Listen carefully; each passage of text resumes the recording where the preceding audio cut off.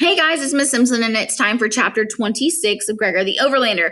There are 27 chapters in Gregor the Overlander, so we have this chapter and the last chapter to go. So today and tomorrow, and then we are done with our read aloud.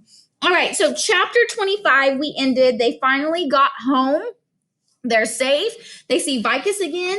And Gregor's dad has finally come to. He's not crazy anymore. He doesn't have a fever. Boots is all better. They're getting help in Regalia, and they're all safe and fine. And they're telling Gregor finally got out what happened to Vicus, that Henry was actually in cahoots with the rats. And now they are, I forgot. Lexa cries and hugs Vicus at the very end. And so now we're going to read chapter 26 to figure out what happens. And then tomorrow we'll read chapter 27 and we'll be done. All right. I love you guys so much. Let's get started. It was Sullivan Gregor ended up telling the story to. She appeared shortly after Vicus and, having kissed Lexa's wet cheeks, embraced Gregor. If he was not concerned about his injuries, she was. She immediately led him down to the hospital section of the palace to be treated. While doctors cleaned and stitched his leg and tried to bring down the swelling in his nose, Gregor spilled out everything that had happened since they had parted. The journey through the rancid caves, the arrival of the spiders, Henry's attempt to kill Rip Red, Boots' fever, Tick's sacrifice at the bridge, finding his dad, and the strange series of events that had fulfilled Sandwich's prophecy. When he had finished, he felt like a balloon someone had let the air out of.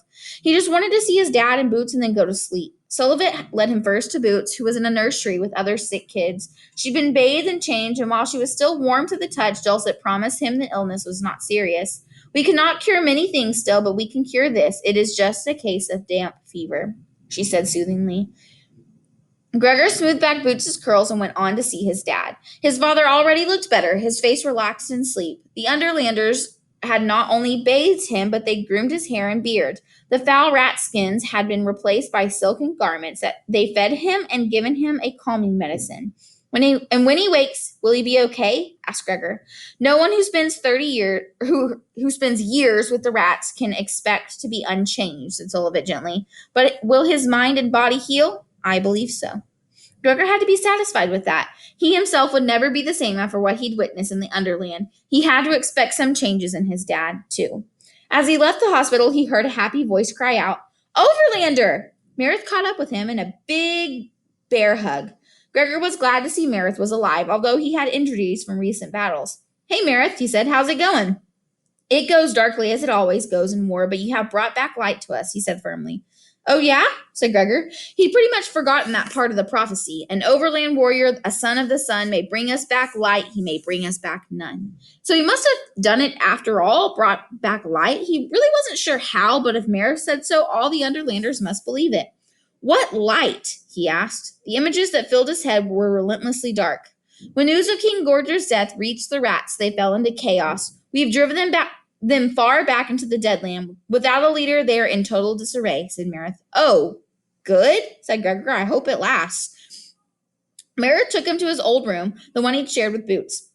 He took a short bath just to lose the smell of rotten eggs that clung to him from the dripping tunnel and fell into bed. When he awoke, he sensed he had slept a long time. For the first minute or two, he lay in drowsy security, not remembering. Then all that had happened flashed before his eyes, and he couldn't stay in bed any longer. He took a second bath and then ate the food that had appeared in his room while he was gone. Gregor was about to go to the hospital when Lexa ran into his rooms. Her eyes were red from crying, but she seemed her old self. "Gregor, you must come. Hurry," she said, grabbing his arm and pulling him after her. His first thought was that there'd been an attack on the palace, but that was not it. "It's Ares! They mean to banish him, gasped Lexa as the two of them sprinted down the corridors. "He did not know, Gregor. He did not know of Henry's plot any more than I." "I know he didn't," said Gregor. They burst into a room Gregor had not seen yet. It was a small arena. Several hundred bats and humans sat on elevated bleachers that rose up around a central stage. In the front row sat members of the Regalia Council, including Vicus and Sullivan. In the middle of the stage, alone and stooped, stood Ares. When Gregor and Lexa ran onto the stage, Aurora fluttered out of the bleachers to join them. "Stop!" yelled Gregor, trying to catch his breath. "You can't do this!" He didn't know all the ins and outs of banishment, but he did remember Lexa saying that no one survived living in the Underland alone for long. Maybe a rat like Rip Red could, but he was extraordinary under any conditions. Everyone rose to their feet at Gregor's appearance and bowed in unison. Welcome, warrior, and many thanks for all you've brought us, said Vicus formally, but he also gave Gregor a sad smile that felt much more personal. Yeah, you're welcome, said Gregor. What are you going to do to Ares? We're about to vote on his fate, said Vicus. There has been much debate about whether he was privy to Henry's plot. He wasn't, said Gregor. Of course he wasn't, or I wouldn't be standing here. He saved me, and he let Henry fall when he realized what was happening. He was bonded to Henry, said a large red bat. It is difficult to believe in his innocence. What of my innocence? Asked Luxa, her voice tight. No one was nearer to Henry than myself. Will you banish me as well? An uncomfortable murmur ran through the room. Everyone knew how close the cousins had been, and yet Luxa had been the target of Henry's treachery. Even if Ares is cleared on the charges of treason, there is still the issue of breaking of the bond, said the red bat. That is, in itself, a cause for banishment. Even when you find out you're bonded to a really evil guy, asked Gregor, seems like there ought to be a special rule for that. Several members of the council began to dig through piles of old scrolls as if hoping to find an answer to his question, but others were clearly after blood. Whether he banished for treason or bond breakage, I care not. I just want him gone. Who among us could ever trust him again? Shouted a woman. There was an uproar in their arena. Ares seemed to hunch down even further, as if crushed by the weight of the anger against him. Gregor didn't know what to do. He couldn't stand by and watch them throw Ares out into the deadland to fend for himself. But how could he change their minds? The red bat echoed the last words Gregor had heard clearly. Yes, among us could ever trust him again. I could, yelled Gregor, silencing the crowd. I trust him with my life. And then he knew what he needed to do. He ran to Ares and extended his hand. The bat lifted his head in puzzlement and then understood. Oh no, Overlander, he whispered. I am not worthy to accept. Gregor reached out and grabbed the claw on Ares' left wing with his right hand. You could hear a pin drop in the room as he spoke the words. Ares, the flyer, I bond to you. That was all he could remember of the pledge Luxa had told him, but she was right behind him, feeding the words in a whisper.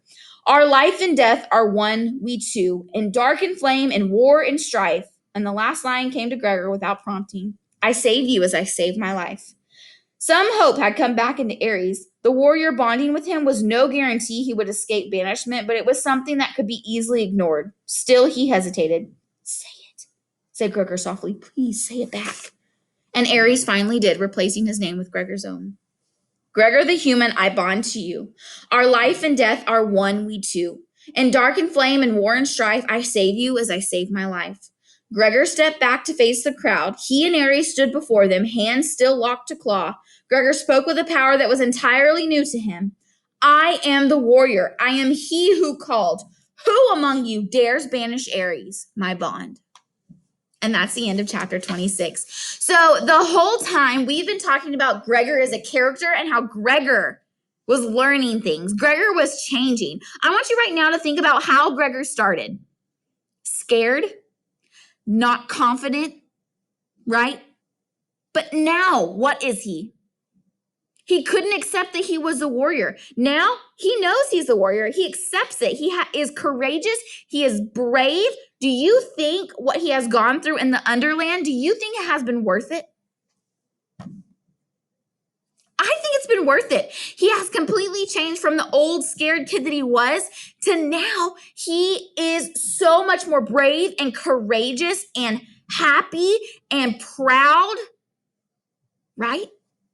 I think it did a wonder in Gregor, and I think that he changed for the good.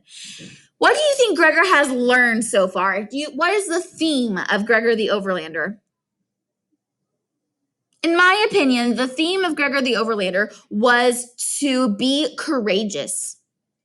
He is courageous to stand up for what you believe in, to be there for your friends. He's there for Ares. He's standing up for what he believes in, and he's being courageous all together. And I think that's what Suzanne Collins was kind of trying to teach us. All right, guys, your assignment is right down below. I love y'all so very much. Tomorrow we'll finish out our book with chapter 27. I'm so sad it's ending because this is one of my favorite books of all time, but I am excited for you guys to hear the ending. All right, I love y'all so much, and I will talk to you tomorrow. Bye.